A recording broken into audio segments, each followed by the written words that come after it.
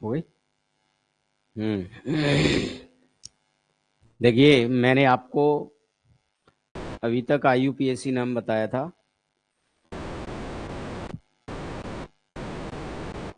Alkyl halide के IUPAC नाम। तो इसके बाद में नेक्स्ट क्वेश्चन आता है,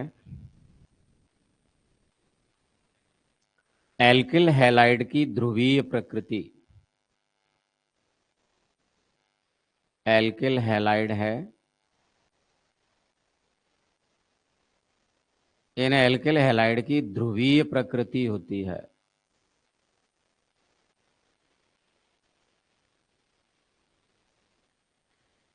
ये एल्किल हैलाइड जो है वो ध्रुवीय प्रकृति के होते हैं।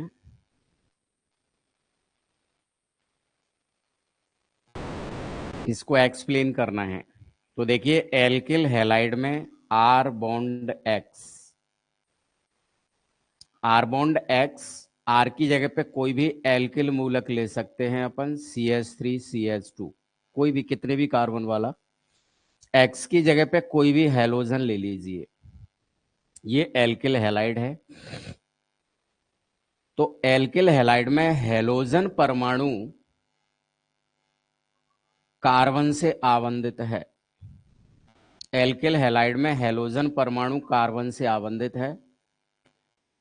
कार्बन और हैलोजन, इन दोनों में हैलोजन यानी क्लोरीन की विद्युत ऋणात्मकता उच्च होती है।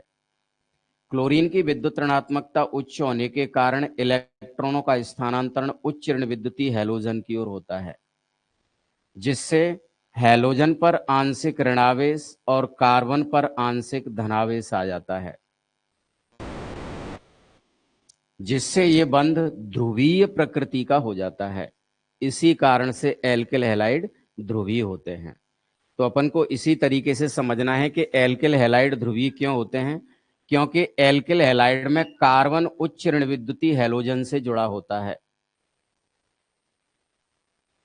एल्किल हैलाइड में कार्बन उच्च ऋण विद्युतीय हैलोजन से आवंधित होता है, जिससे इलेक्ट्रॉनों का स्थानांतरण उच्च ऋण विद्युतीय हैलोजन की ओर होता है, जिससे हैलोजन पर आंशिक ऋणावेश और कार्बन पर आंशिक धनावेश आ जाता है। इसी कारण से एल्किल हैलाइड ध्रुवीय प्रकृति के होते हैं। इसी को कहते हैं ध्रुवता, राइट। अब देखिए, अगला नेक्स्ट क्वेश्चन आता है, रिएक्शंस हैं जैसे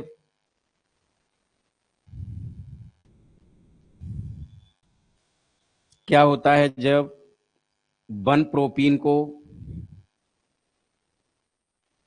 HI के साथ अभिकृत कराते हैं।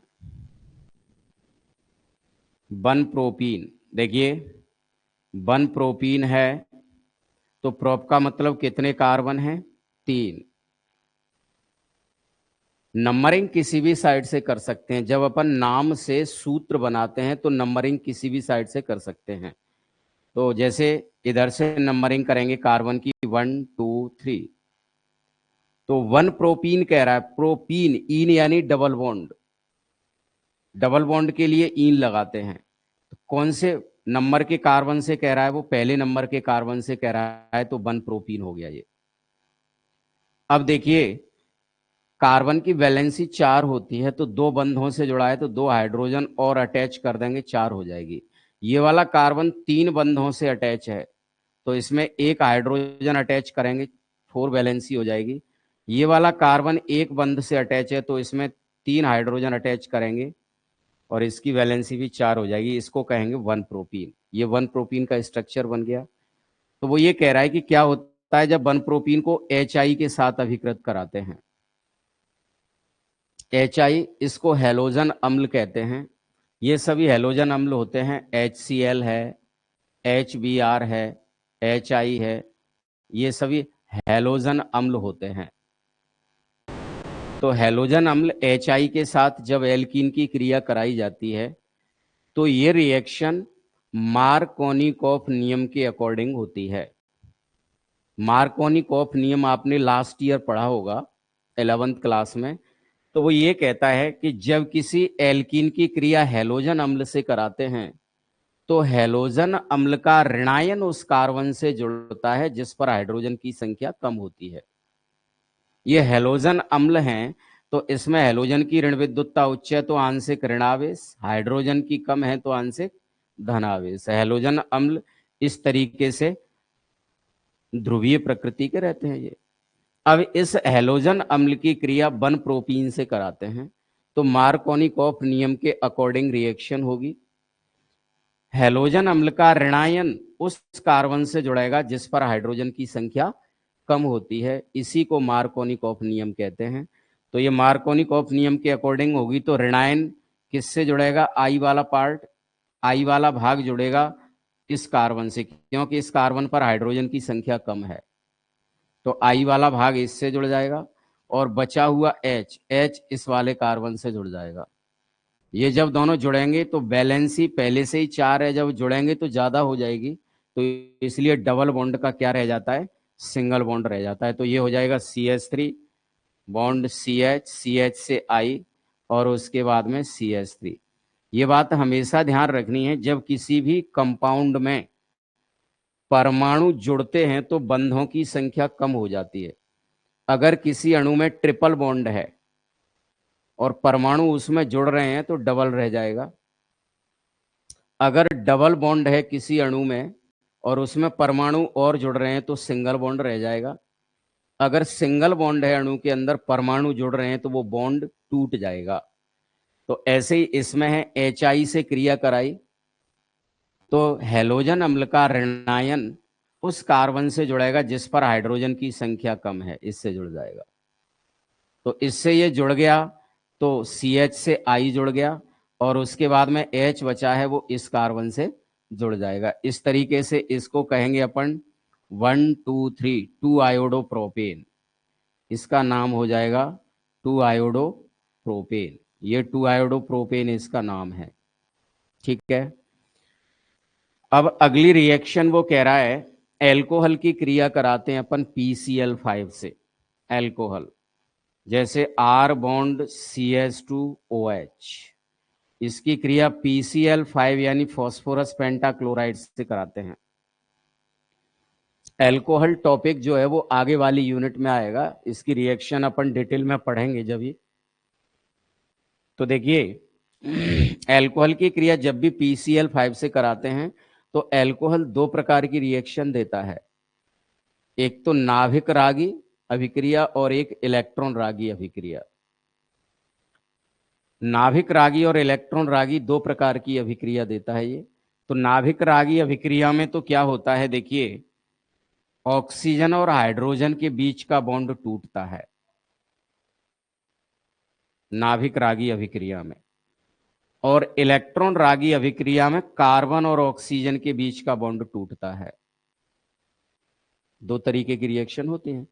PCl5 से रिएक्शन करता है तो ये इलेक्ट्रॉन रागी अभिक्रिया होती है, तो इसमें कार्बन और ऑक्सीजन के बीच का बॉन्ड टूटता है और टूटने के बाद में 5 Cl हैं।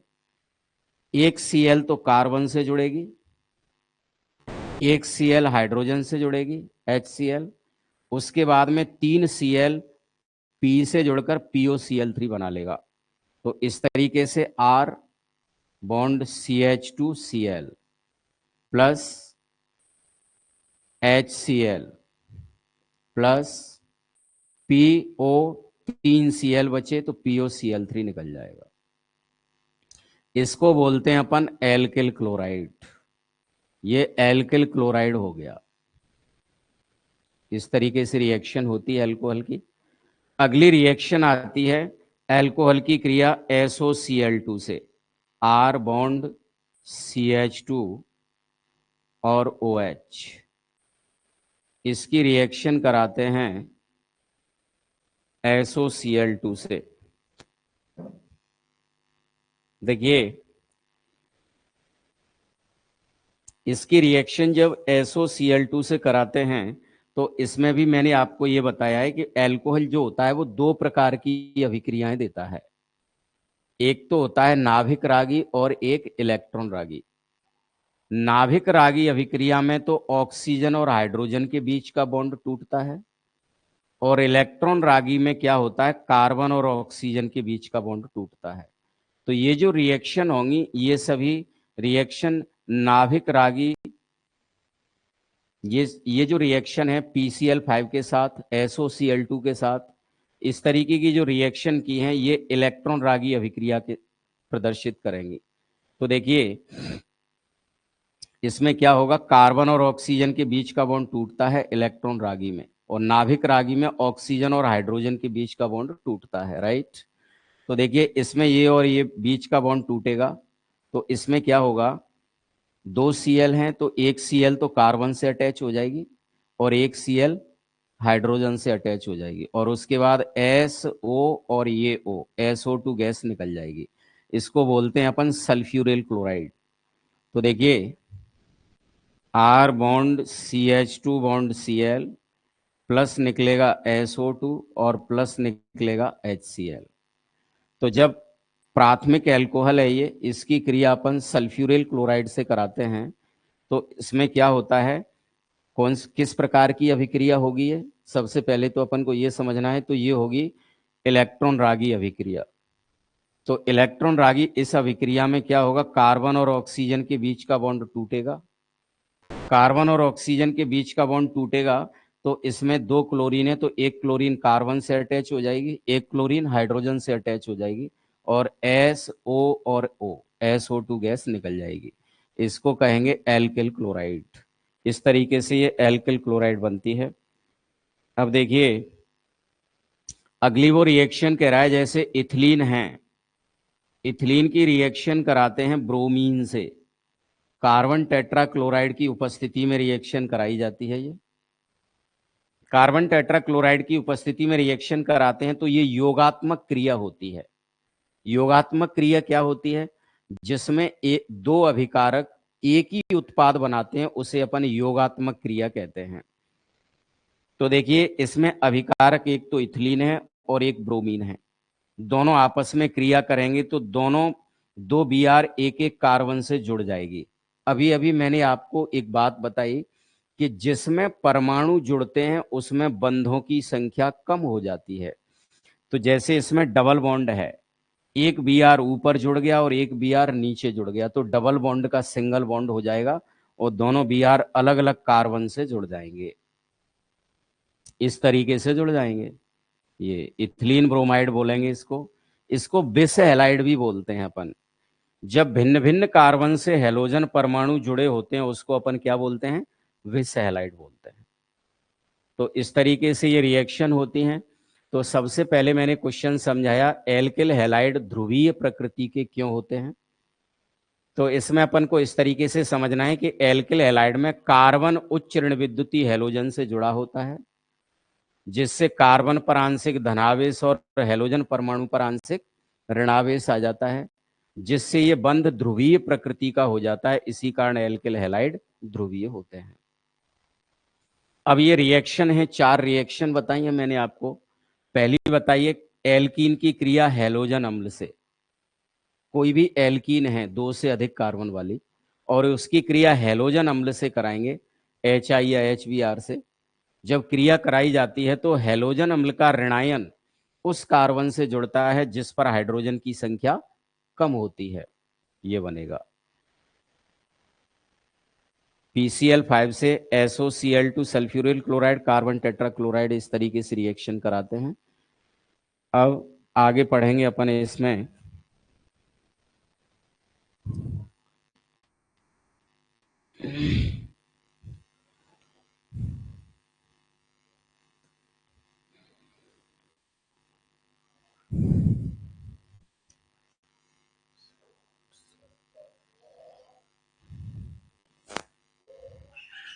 देखिए पहली रिएक्शन आती है फिंकेल्स्टाइन, फिंकेल्स्टाइन क्रिया। दूसरी स्वार्ट्स क्रिया, स्वार्ट्स क्रिया। उसके बाद में तीसरी आती है वोल्टेज क्रिया, वोल्टेज क्रिया के बाद में अगली आती है चौथी, सैंडमायर क्रिया। सैंडमायर, ये 4 रिएक्शनों को आज अपन समझेंगे। इंपॉर्टेंट रिएक्शन है चारों। तो पहले आती है फिंकेल्स्टाइन। फिंकेल्स्टाइन क्रिया आती है, हर रिएक्शन में अपन को यह समझना है कि किस कंपाउंड की क्रिया किससे कराई जाती है। तो देखिए, फिंकेल्स्टाइन जो अभिक्रिया होती है, तो इसमें एल्किल हैलाइड की क्रिया अपन सोडियम आयोडाइड से कराते हैं। एल्किल हैलाइड की क्रिया सोडियम आयोडाइड से कराते हैं। एल्किल हैलाइड है, R alkyl X halogen. Alkyl halide की क्रिया सोडियम आयोडाइड से कराते हैं, शुष्क एसीटोन की उपस्थिति में कराते हैं। शुष्क एसीटोन इसकी उपस्थिति में कराते हैं। तो देखिए क्या होगा, इसमें NaX निकल जाएगा और R बॉन्ड I बनेगा। R bond I, alkyl iodide बन जाएगी और प्लस NaX निकल जाता है। इसको एल्किल आयोडाइड बोलते हैं, ठीक है ना। तो एल्किल हैलाइड की क्रिया सोडियम आयोडाइड से कराते हैं अपन। तो धातु पर धन और इस पर ऋण, कार्बन पर धन और इस पर हैलोजन पर ऋण, विपरीत आवेश वाले जुड़ जाते हैं। धातु धन वाला हैलोजन ऋण वाले से जुड़ के NaX निकालेगा। आयोडीन ऋण वाला कार्बन धन वाले से जुड़ के एल्किल आयोडाइड बना लेगा। इस तरीके से ये फिंकेल्स्टाइन अभिक्रिया होती है। दूसरी आती है स्वार्ट्स अभिक्रिया। देखिए, स्वार्ट्स क्रिया में अपन को ये याद रखना है कि ये एल्किल फ्लोराइड बनाने की विधि होती है। स्वार्ट्स अभिक्रिया के द्वारा एल्किल फ्लोराइड बनाए जाते हैं। तो इसमें क्या करते हैं, एल्किल हैलाइड लेते हैं अपन, और इस एल्किल हैलाइड यानी कि मेथाइल ब्रोमाइड, इसकी क्रिया कराते हैं सिल्वर फ्लोराइड से। सिल्वर फ्लोराइड से क्रिया कराएंगे इसकी। तो देखिए क्या होगा, इसमें सिल्वर फ्लोराइड से क्रिया कराने पर देखो, मैंने अभी बताया था, जैसे अगर इसको देखें अपन ठीक से रिएक्शन को, हैलोजन ऋण विद्युतता ज्यादा है तो ऋणावेश रहता है, कार्बन पर धनावेश रहता है, राइट। ऐसे ही इसमें फ्लोरीन की उच्च ऋण विद्युतता होती है तो ऋणावेश, सिल्वर की कम होती है तो धनावेश। विपरीत आवेश वाले आयन आपस में जुड़ जाएंगे, इसका ऋणायन, वो इसका धनायन और इसका ऋणायन, ये जुड़ जाएंगे। इसका धनायन और इसका ऋणायन ये जुड़ जाएंगे। ये हो जाएगा CH3F और प्लस क्या निकलेगा, AgBr। इसको कहते हैं मैथिल फ्लोराइड, इसको बोलेंगे मैथिल फ्लोराइड। इस तरीके से ये कंपाउंड बनेगा। ये स्वार्ट्स रिएक्शन होती है। तीसरी आती है वोल्टेज क्रिया। वोल्टेज क्रिया आती है, तो इसमें एल्किल हैलाइड की रिएक्शन सोडियम धातु से कराते हैं, शुष्क ईथर की उपस्थिति में कराते हैं। एल्किल हैलाइड की क्रिया सोडियम से शुष्क ईथर की उपस्थिति में कराई जाती है। तो इसमें 2 अणु लेते हैं रिएक्शन को बैलेंस करने के लिए। तो 2 Na और 2 हैलोजन के परमाणु आपस में जुड़ करके NaX निकल जाएगा, 2NaX। और उसके बाद R यानी एल्किल मूलक 2 हैं, और ये दोनों एल्किल मूलक आपस में बंध द्वारा जुड़ जाएंगे। जब दोनों एल्किल मूलक जुड़ते हैं उसको अपन एल्केन बोलते हैं। जैसे 2 एल्किल मूलक ऐसे जुड़ गए, CH3 तो ये एथेन बन गया। 2 एल्किल मूलक जुड़ गए C2H5 तो ये ब्यूटेन बन गया, यानी एल्केन बन जाती है 2 एल्किल मूलक जुड़ने से। तो वोल्टेज अभिक्रिया में एल्किल हैलाइड की क्रिया सोडियम धातु के साथ शुष्क ईथर में कराते हैं। तो 2 सोडियम और 2 हैलोजन के परमाणु आपस में जुड़ करके 2NaX निकालते हैं। दोनों एल्किल मूलक आपस में जुड़ जाते हैं, उसको एल्केन बोलते हैं। ये क्रिया कहलाती है वोल्टेज अभिक्रिया। चौथी आती है सैंडमायर अभिक्रिया। चौथा है सैंडमायर क्रिया। तो देखिए, चौथी सैंडमायर क्रिया आती है। तो ये सैंडमायर अभिक्रिया जो है वो पहली बात तो ये देखना है अपन को कि एरिल कंपाउंडों में होती है। एरिल यानी कि जो एरोमेटिक यौगिक होते हैं उसमें ये क्रिया होती है। तो देखिए इसमें क्या होगा, जो सैंड मायर अभिक्रिया होती है वो एरोमेटिक एमीन में होती है। एरोमेटिक जिसमें बेंजीन उपस्थित, तो बेंजीन एरोमेटिक यौगिक का एक उपयुक्त उदाहरण होता है। एरोमेटिक यौगिक चक्रीय और समतलीय होते हैं। पहली बात, एकांतर क्रम में द्विआबंध पाए जाते हैं, वो यौगिक एरोमेटिक यौगिक कहलाते हैं। तो एरोमेटिक एमीनों में सैंड मायर अभिक्रिया होती है। तो एरोमेटिक एमीन, देखिए एरोमेटिक होता है बेंजीन और एमीन क्रियात्मक समूह होता है NH2। NH2 एमीन है, इसको यहां भी जोड़ सकते हैं बेंजीन से, यहां भी जोड़ सकते हैं, इन स्थानों पर अपन जोड़ देते हैं एमीन। तो जब एरोमेटिक यौगिक बेंजीन से एमीन जुड़ जाता है इसको कहते हैं एनिलीन। एनिलीन बोलते हैं इसको। इस एनिलीन की क्रिया कराते हैं NaNO2 और HCl के साथ। NaNO2 और HCl के साथ एनिलीन की क्रिया कराते हैं। तो इस रिएक्शन में क्या होता है, देखिए ये जो रिएक्शन होती है, तो इस रिएक्शन में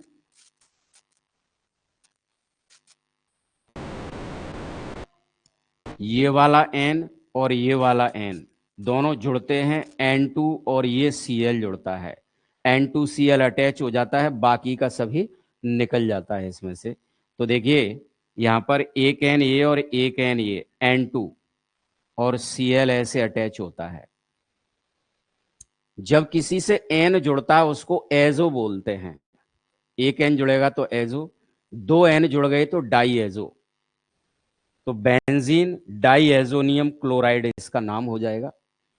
इसमें क्लोरीन की ऋण विद्युतता उच्च होती है, तो क्लोरीन इलेक्ट्रॉनों को अपनी ओर आकर्षित किए रखता है, इसलिए क्लोरीन पर ऋणावेश आता है और नाइट्रोजन पर धनावेश आ जाता है। बेंजीन डाईएजोनियम क्लोराइड इस कंपाउंड का नाम होगा। बेंजीन डाईएजोनियम क्लोराइड ये इस कंपाउंड का नाम है।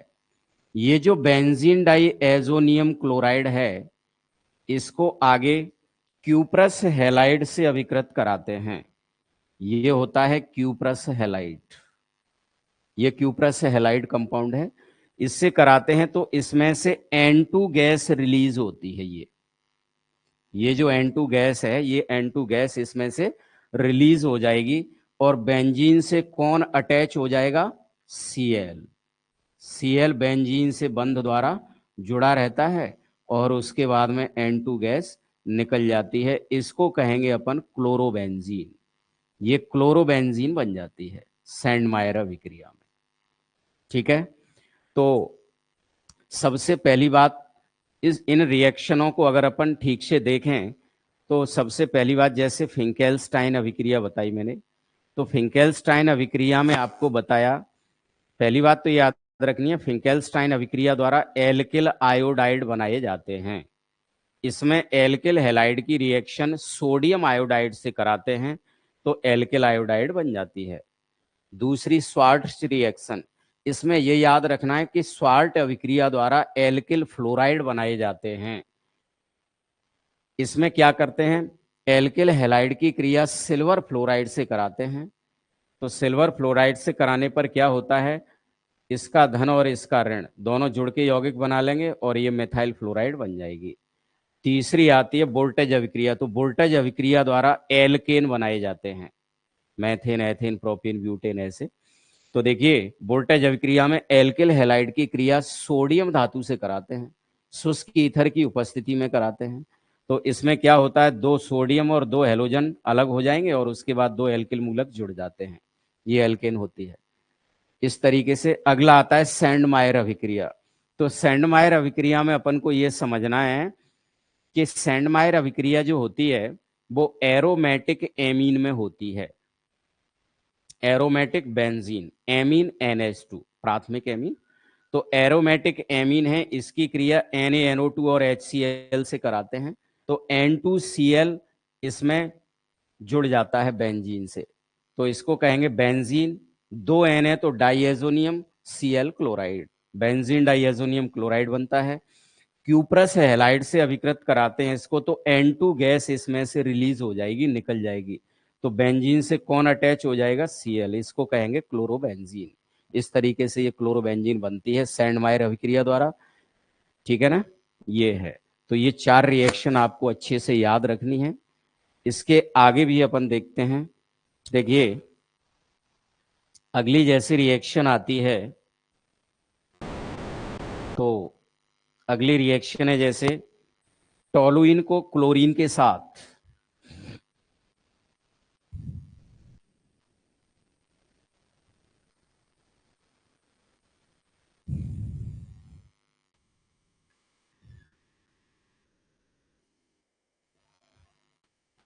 देखिए टोलुइन को क्लोरीन के साथ अंधेरे में अभिकृत कराते हैं।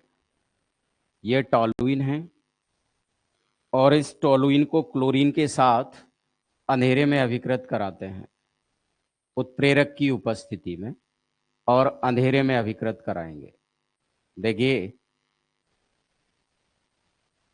टोलुइन क्या होता है? बेंजीन से CH3 अटैच हो जाता है, इसको अपन बोलते हैं टोलुइन।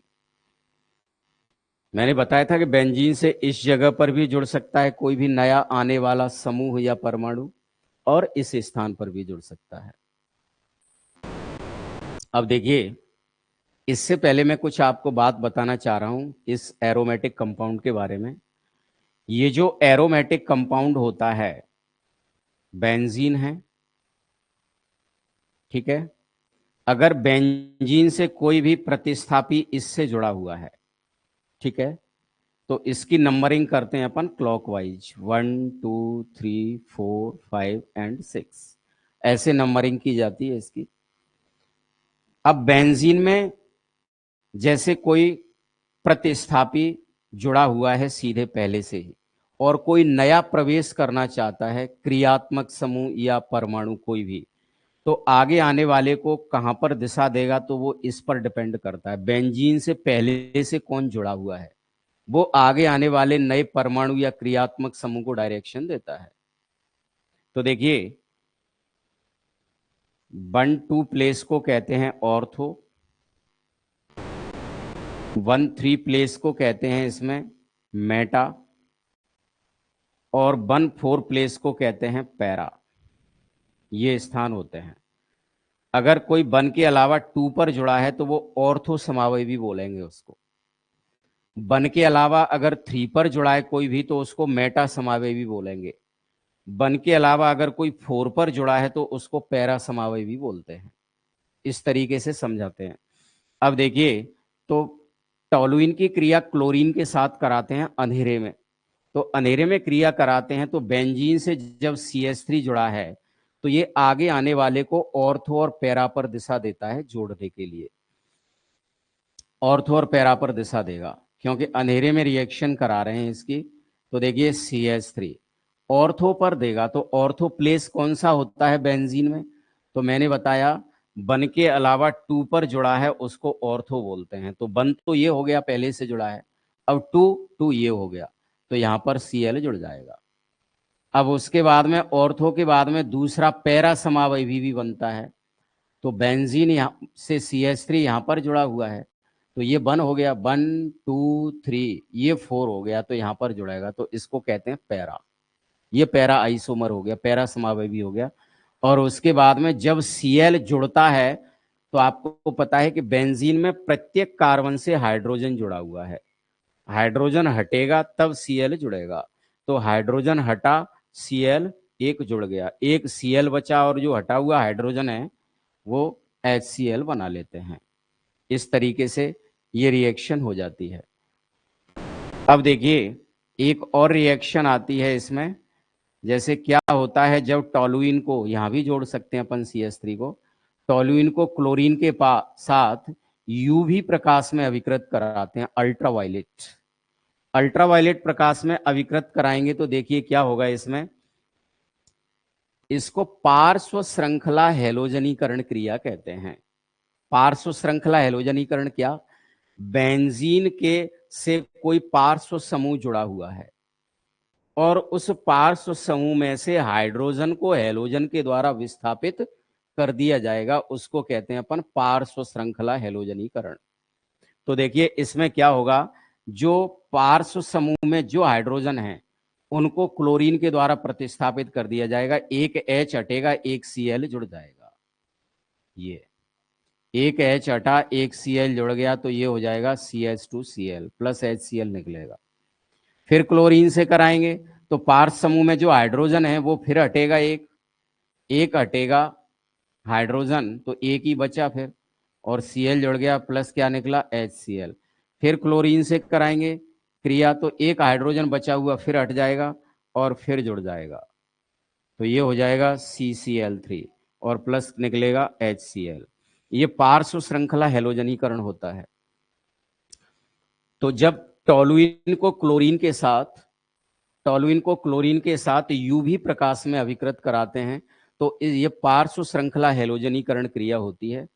इसमें बेंजीन से जो पार्श्व समूह जुड़ा है उसमें जो हाइड्रोजन उपस्थित है उन हाइड्रोजन को हैलोजन के द्वारा हटा दिया जाएगा। तो इस पार्श्व समूह में एक हाइड्रोजन हट गया, एक Cl जुड़ गया, बेंजिल क्लोराइड कहेंगे। फिर क्लोरीन से कराई क्रिया तो एक H एक Cl फिर हटा, जुड़ गया, बेंजल क्लोराइड कहेंगे। एक H एक Cl फिर हटा, CCl3 बेंजो क्लोराइड कहेंगे, बेंजो ट्राई क्लोराइड। इस तरीके से ये पार्श्व श्रृंखला हैलोजनीकरण है। एक नाभिकीय हैलोजनीकरण भी होता है। इस नाभिकीय हैलोजनीकरण में क्या होता है, बेंजीन की क्रिया क्लोरीन से कम ताप पर कराएंगे तो नाभिक से जुड़े हाइड्रोजन को हैलोजन द्वारा हटा दिया जाएगा। हाइड्रोजन को हैलोजन द्वारा हटा दिया जाएगा बेंजीन के को, इसको कहते हैं अपन नाभिकीय हैलोजनीकरण। ये कम ताप पर क्रिया होती है, उत्प्रेरक की उपस्थिति में होती है। ठीक है, तो ये बेंजीन में नाभिकीय और ये पार्श्व श्रृंखला हैलोजनीकरण के उदाहरण होते हैं।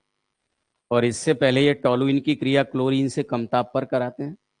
तो कम ताप पर कराएंगे क्रिया, अंधेरे में कराएंगे तो आगे आने वाले को कहां पर दिशा देगा, ये ऑर्थो और पैरा पर। तो ये वन है, खुद जुड़ा है वहां पर, वन से स्टार्ट होता है। अब ऑर्थो समावयवी क्या होता है, वन के अलावा टू से जुड़ा हो, तो वन के अलावा टू से जुड़ा है ऑर्थो हो गया। पैरा समावयवी बनता है तो वन के अलावा फोर पर जुड़ा हो, तो 1 2 3 4 यहां पर जुड़ा हो तो ये जुड़ा है। इस तरीके से टोलुइन की क्रिया क्लोरीन के साथ कम ताप पर अंधेरे में कराते हैं तो ऑर्थो और पैरा क्लोरोटोलुइन बन जाती है। ठीक है, और टोलुइन की क्रिया क्लोरीन के साथ यूवी प्रकाश में कराते हैं तो पार्श्व श्रृंखला हैलोजनीकरण होता है। और इस पार्श्व श्रृंखला हैलोजनीकरण में बेंजीन के नाभिक से जुड़े पार्श्व समूह को हैलोजन द्वारा प्रतिस्थापित कर दिया जाता है। इस तरीके से ये क्रियाएं होती हैं। अब देखिए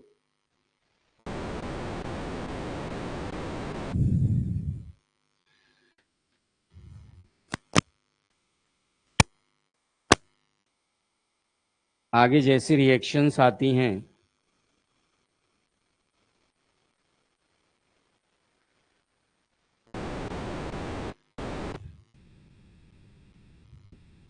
जैसे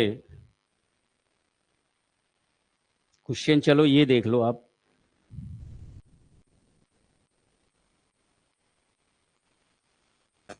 CH3 का whole twice CH CH2 CH3, CH3 के मोनोक्लोरो समावयवी पूछ रहा है वो, मोनोक्लोरो समावयवी बताइए।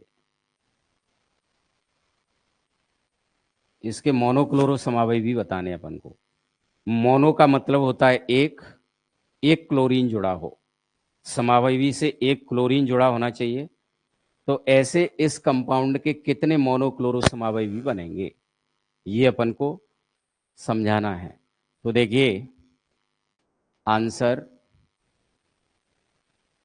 CH3 का होल ट्वाइस, इसका मतलब ये है कि इससे दो CH3 जुड़े हैं, CH3 bond CH bond CH3, ये ऐसे है, बॉन्ड CH2 बॉन्ड CH3। तो देखिए मोनोक्लोरो समावयवी बनाना है तो जब एक क्लोरीन जोड़ेंगे तो एक हाइड्रोजन हटेगा और एक क्लोरीन जुड़ जाएगा। ये पहला समावयवी बन गया।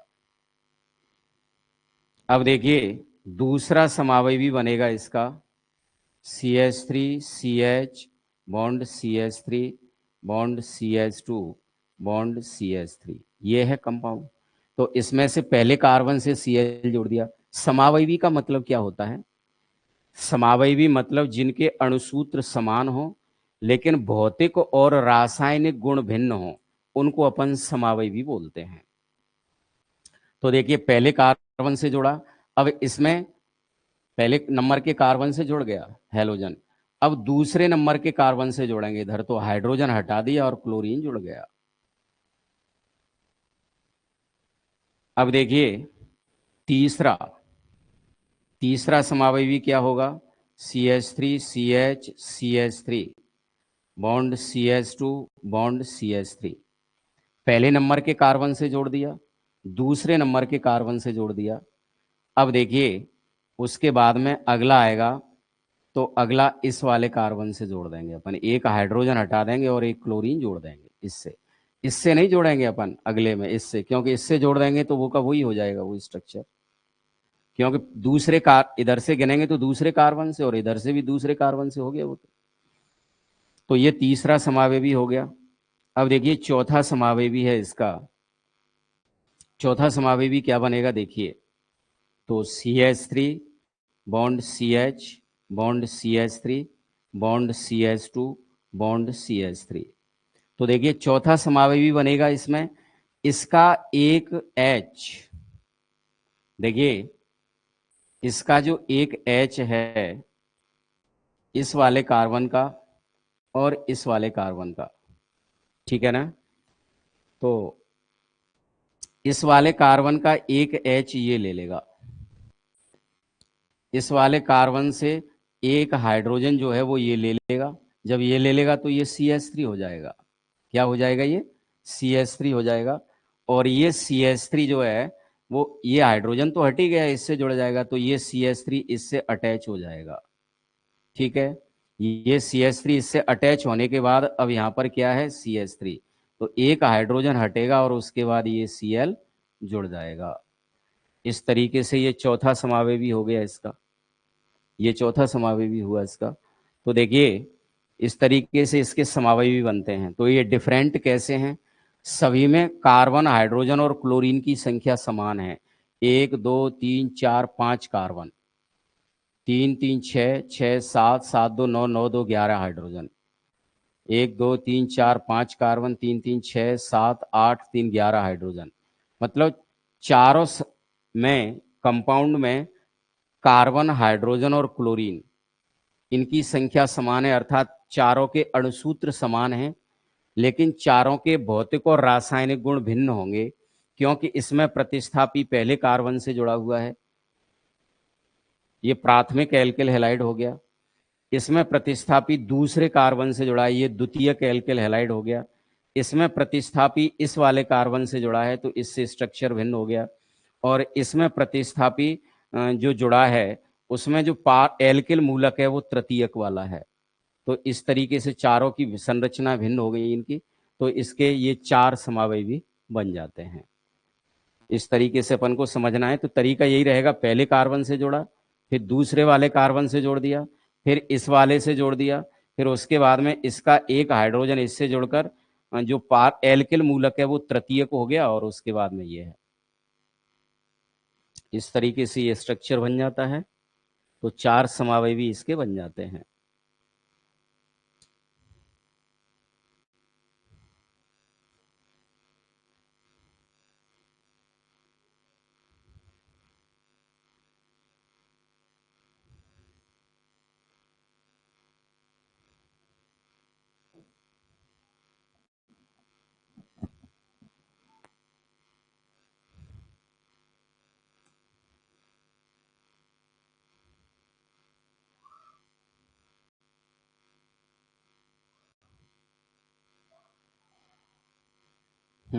अब देखिए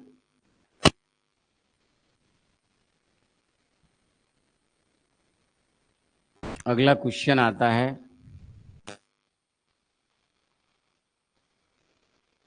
जैम हैलाइड और विस हैलाइड किसे कहते हैं? देखिए, जैम हैलाइड एंड विस हैलाइड आता है।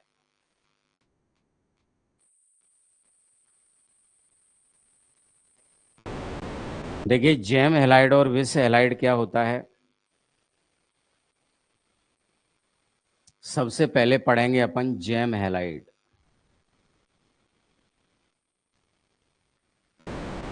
सबसे पहले जैम हैलाइड आता है। तो देखिए, जैम का अर्थ होता है जेमिनल। जेमिनल मीन्स क्या होता है, जिसमें पास पास, जिसमें एक ही कार्बन से दो हैलोजन परमाणु जुड़े होते हैं, उसको अपन जैम हैलाइड बोलते हैं। इसके नाम में एल्किलिडीन लिखते हैं। अगर एक कार्बन है तो मैथिलिडीन, दो कार्बन है तो एथिलिडीन, तीन कार्बन है तो प्रोपिलिडीन, ऐसे लिखते हैं। तो जिसमें एक ही कार्बन से दो हैलोजन परमाणु जुड़े हों उसको जैम हैलाइड कहेंगे। जैसे मैथिलिडीन क्लोराइड, एक ही कार्बन से दो हैलोजन परमाणु जुड़े होते हैं उसको अपन जैम हैलाइड कहते हैं, जैसे ये एथिलिडीन क्लोराइड। दूसरा आता है विस हैलाइड। विस हैलाइड क्या होता है? विस का अर्थ होता है विसनल, अर्थात भिन्न भिन्न। जिसमें भिन्न भिन्न कार्बन से हैलोजन जुड़े होते हैं उसे अपन विस हैलाइड कहते हैं। जैसे एग्जाम्पल के लिए ये है, अलग अलग कार्बन से हैलोजन जुड़े होंगे, इसको विस हैलाइड बोलते हैं। ठीक है ना? इसका जो नाम लिखते हैं तो एल्किलीन लिखते हैं इसमें, इसको बोलेंगे इथिलीन डाइक्लोराइड। ठीक है ना? तो इस तरीके से इसका नाम हो जाएगा। तो जैम हैलाइड जिसमें एक ही कार्बन से दो हैलोजन जुड़े होंगे वो जैम हैलाइड या जैम डाई हैलाइड, और जिसमें भिन्न भिन्न कार्बन से दो हैलोजन जुड़े होते हैं उसे बिस डाई हैलाइड कहते हैं। जैम मीन्स होता है जेमिनल यानी पास पास। विश का अर्थ होता है विसनल, अर्थात भिन्न भिन्न कार्बन से जुड़े हैं। ये है। अब देखिए अगला क्वेश्चन आता है इसमें।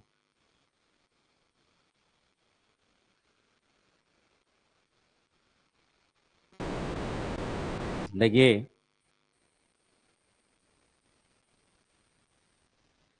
जैसे ये रिएक्शन आती हैं, इन अभिक्रियाओं को पूरा करना है।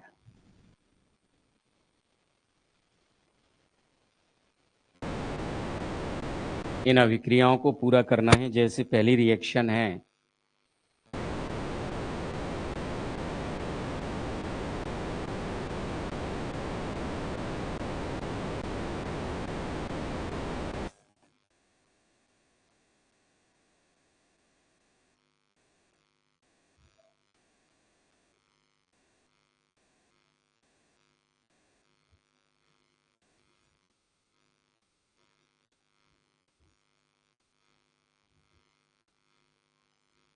ये पहली रिएक्शन है। अब देखिए ये दूसरी रिएक्शन आती है इसमें।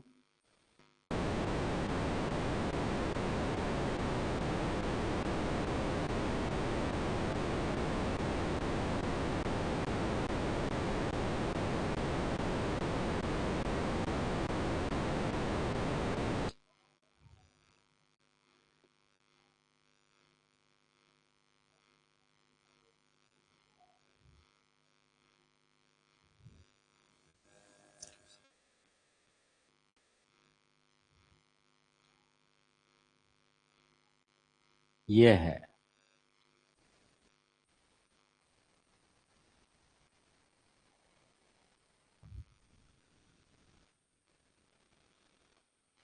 ये रिएक्शन दी गई है तीन। इन रिएक्शनों को कंप्लीट करना है अपन को, इनके उत्पाद लिखने हैं। तो देखिए पहली रिएक्शन है, तो अपन को इसमें समझना है थोड़ा सा किसकी किससे क्रिया करानी है। तो मैंने बताया था जिसमें हाइड्रोजन से हैलोजन जुड़ा होता है उसे हैलोजन अम्ल बोलते हैं। तो ये हैलोजन अम्ल है, इसकी क्रिया एल्कीन से करानी है। ये एल्कीन है क्योंकि इसमें ये कार्बन और ये कार्बन, ये कार्बन है इसमें, ये कार्बन कार्बन के बीच में क्या है, डबल बॉन्ड है।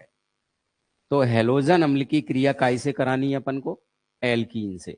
तो मैंने बताया था कौन सी रिएक्शन है ये, किस नियम के अकॉर्डिंग होगी ये रिएक्शन, मार्कोनिकॉफ नियम। हैलोजन अम्ल में हैलोजन की विद्युत ऋणात्मकता उच्च होती है, ऋणावेश, हाइड्रोजन की कम होती है धनावेश। तो मैंने बताया कि हैलोजन अम्ल की क्रिया एल्कीन से कराते हैं, तो हैलोजन अम्ल का ऋणायन उस कार्बन से जुड़ेगा जिस पर हाइड्रोजन की संख्या सबसे कम है। इस कार्बन पर दो हाइड्रोजन जुड़े हैं, इस कार्बन पर एक ही हाइड्रोजन जुड़ा है, ये इधर तो ये बेंजीन से जुड़ा है, तो इस कार्बन पर दो हाइड्रोजन है, इस कार्बन पर एक ही हाइड्रोजन है। तो मैंने क्या बताया, हैलोजन अम्ल की क्रिया एल्कीन से कराएंगे तो हैलोजन अम्ल का ऋणायन उस कार्बन से जुड़ेगा जिस पर हाइड्रोजन की संख्या कम है, इस वाले कार्बन से जुड़ जाएगा। तो यहां पर कौन जुड़ जाएगा, बी आर, बी आर जुड़ जाएगा यहां पर। तो देखिए कैसे जुड़ेगा, तो देखिए ये तो है बेंजीन, कंपाउंड जैसा का तैसा ही रहेगा ये तो। उसके बाद में ये और ये और ये कंडीशन है, तो H पहले से ही जुड़ा है इससे, बी आर और जुड़ जाएगा इससे, बी आर जुड़ जाएगा, दो H पहले से ही जुड़े हैं, बॉन्ड हट गया तो जो बचा हुआ H है वो इसी कार्बन से जुड़ जाएगा, बस इतनी सी बात है इसमें। तो इस तरीके से ये रिएक्शन हो जाएगी कि जब किसी भी एल्कीन की क्रिया हैलोजन अम्ल से कराते हैं तो हैलोजन अम्ल से क्रिया कराने पर हैलोजन अम्ल का ऋणायन उस कार्बन से जुड़ेगा जिस पर हाइड्रोजन की संख्या कम होती है। तो हाइड्रोजन की संख्या कम इस पर है, तो इससे बी आर जुड़ जाएगा, इसी को अपन क्या कहेंगे, मार्कोनिकॉफ नियम, और ये कंपाउंड बन जाता है। अब देखिए अगली अगली बात आती है इसमें,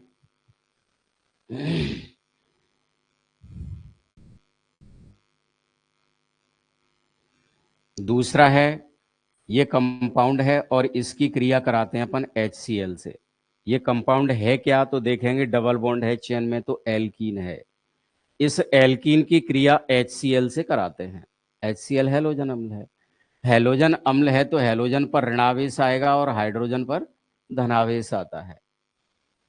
हैलोजन अम्ल की क्रिया एल्कीन से कराते हैं, तो मैंने क्या बताया था अभी अभी, हैलोजन अम्ल का ऋणायन उस कार्बन से जुड़ेगा जिस पर हाइड्रोजन की संख्या कम है, तो ऋणायन इस वाले से जुड़ जाएगा क्योंकि इस कार्बन पर हाइड्रोजन की संख्या कम है, और उसके बाद हाइड्रोजन बचा है वो इससे जुड़ जाएगा।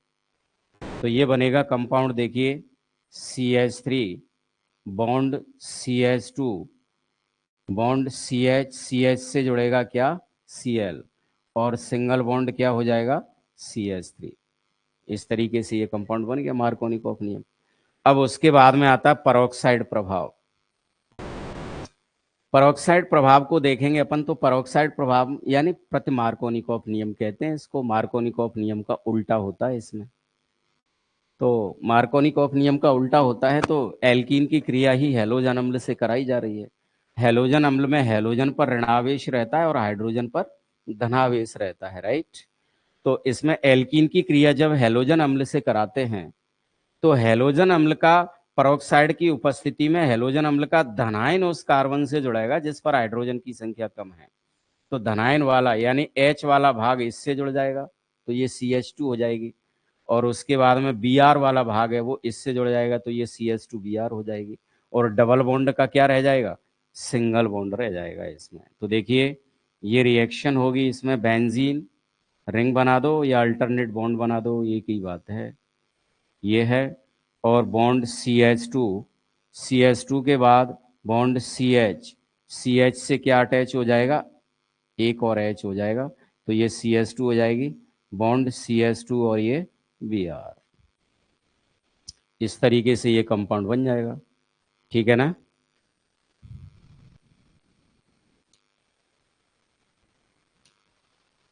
समझ में आ गया ये तीनों रिएक्शन। तो ये ध्यान रखना है कि एल्कीन की क्रिया हैलोजन अम्ल से कराते हैं तो मार्कोनिकॉफ नियम, और एल्कीन की क्रिया हैलोजन अम्ल के साथ परोक्साइड की उपस्थिति में कराते हैं तो प्रतिमार्कोनिकॉफ नियम, ठीक है। बस ये नियम इनमें याद रखने और रिएक्शन सॉल्व हो जाती हैं। अब देखिए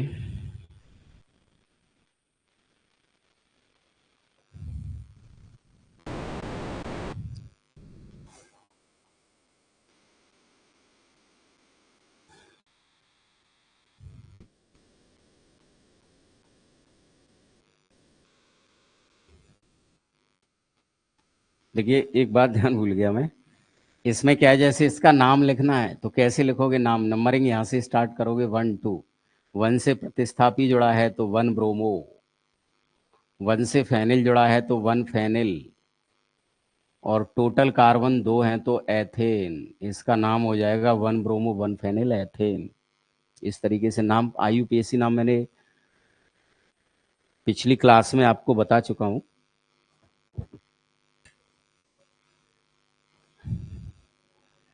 अब देखिए,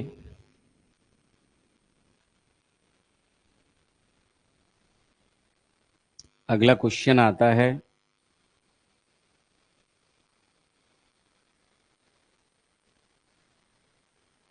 अगला क्वेश्चन ये है कि एल्किल हैलाइडों के क्वथनांक की बात करते हैं अपन।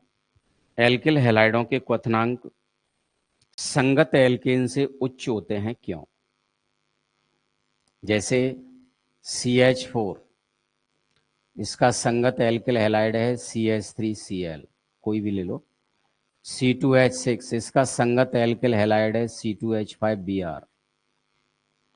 जैसे C3H8 प्रोपेन, इसका संगत एल्किल हैलाइड होगा C3H7I। तो एल्किल हैलाइड का क्वथनांक संगत एल्केन से उच्च होता है। एल्किल हैलाइड का क्वथनांक संगत एल्केन से उच्च होता है। एल्किल हैलाइड का क्वथनांक संगत एल्केन से उच्च होता है, यानी इसकी अपेक्षा इसका क्वथनांक उच्च उच्च उच्च। एल्किल हैलाइड का क्वथनांक संगत एल्केन से उच्च होता है, इसका रीजन क्या है?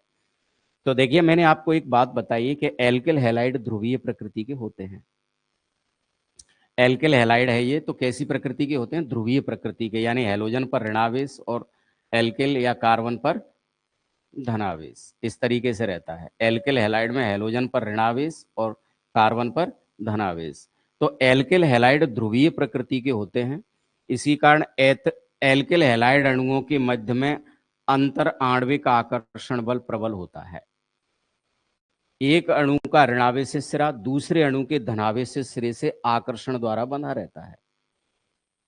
तो एल्किल हैलाइड ध्रुवीय प्रकृति के होते हैं, ये अपन जानते हैं। ध्रुवीय प्रकृति के होने के कारण अंतरा आणविक आकर्षण बल प्रबल होता है, यानी कि दो अणुओं के बीच लगने वाला आकर्षण बल इसमें प्रबल होता है। इसी कारण एल्किल हैलाइडों के क्वथनांक जो होते हैं वो संगत एल्केन से उच्च होते हैं। ये मेन पॉइंट है इसमें। अब देखिए, एल्किल हैलाइड अगर बात करें अपन क्वथनांक की, तो पहली बात, क्वथनांक अणुभार पर भी निर्भर करता है। जैसे जैसे अणुभार बढ़ेगा, यौगिक का क्वथनांक भी बढ़ता है, अणु का क्वथनांक भी बढ़ता है। और उसके बाद में अगर दूसरी बात देखें अपन, तो कोई भी एल्किल हैलाइड है, उसमें अगर शाखन अधिक होगा तो उसका क्वथनांक कम होता है। जैसे एग्जाम्पल से बात करें अपन, जैसे यह है CH3, CH2, CH2, CH2, CH2 and Cl। 1 2 3 4 5 carbon. अब देखिए इधर CH3, CH3, CH3, CH2 और ये Cl। इन दोनों कंपाउंड का कंपैरिजन करें अपन, तो इन दोनों का अणुभार तो सेम है। जैसे 1 2 3 4 5 carbon, 3 2 5 2 7 2 9 2 11 hydrogen, 5 carbon 11 hydrogen 1 chlorine, 5 carbon 11 hydrogen 1 chlorine. इसमें 1 2 3 4 5 कार्बन, 3 3 6 3 9 9 2 11 हाइड्रोजन और 1 क्लोरीन, यानी दोनों के अणुसूत्र समान हैं, लेकिन दोनों के क्वथनांक अलग अलग हैं। दोनों के अणुभार भी समान है, दोनों के अणुसूत्र भी समान है, लेकिन दोनों के क्वथनांक अलग अलग हैं। क्यों है अलग? क्योंकि जिसमें श्रृंखलन अधिक होगा, ब्रांच अधिक होंगी, उसका क्वथनांक कम होगा। रीजन, क्योंकि ब्रांच या शाखन अधिक होने से पृष्ठीय क्षेत्रफल कम हो जाता है, और पृष्ठीय क्षेत्रफल कम होने से वांडर वाल्स बलों में कमी आती है। तो इसमें जो अणुओं के बीच आकर्षण होगा वो दुर्बल रहेगा, और इसमें अणुओं के बीच आकर्षण बल प्रबल होगा। इसीलिए इस कंपाउंड की अपेक्षा इस कंपाउंड का क्वथनांक अधिक होता है। तो क्वथनांक डिपेंड करते हैं दो बातों पे, एक तो अणुभार अधिक है जिस कंपाउंड का, उसका क्वथनांक अधिक होगा। दूसरी बात शाखन पर डिपेंड करता है, ब्रांच। जिस अणु में ब्रांच ज्यादा होंगी तो ब्रांच ज्यादा होने से पृष्ठीय क्षेत्रफल कम होगा, वांडर वाल्स बलों में कमी आती है, तो शाखन वाले का क्वथनांक कम होता है। और जिसमें शाखन नहीं है, जैसे ये सीधी श्रृंखला है, तो इसका क्वथनांक अधिक है। अणु सूत्र दोनों के समान है, दोनों में सेम सेम है परमाणु, अणु भार भी दोनों के समान है, लेकिन शाखन की वजह से इसका कम है क्वथनांक और इसका अधिक है। इस तरीके से होता है। तो आप लोग ठीक से समझें, और कोई भी आपको प्रॉब्लम आती है तो आप कमेंट करके हमें बता सकते हो। ठीक है, आज की क्लास के लिए इतना ही काफ़ी है।